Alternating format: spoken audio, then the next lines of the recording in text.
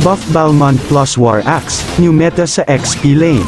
Dahil sa new adjustment sa item na War Axe na sa oras na ikaw ay umabot sa 6 stacks, magkakaroon ka ng additional 10% true damage equal sa yung 10% base damage, may spell vamp ka na may true damage ka pa.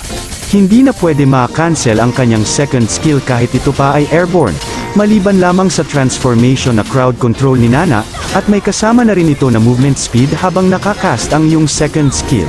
Pati ang kanyang ultimate ay hindi na rin pwede ma-interrupt ng mga crowd control effects.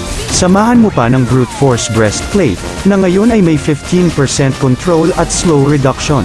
Sana ay may time ka para pindutin ang follow button para lagi kang updated sa mga tutorial videos na tiyak makaka-improve ng gameplay mo. At sa tingin ko'y hanggang dito na lang muna. Sana'y may natutunan ka, mag-focus parati sa game dahil lahat ay pwedeng manalo sa late game. Hanggang sa muli.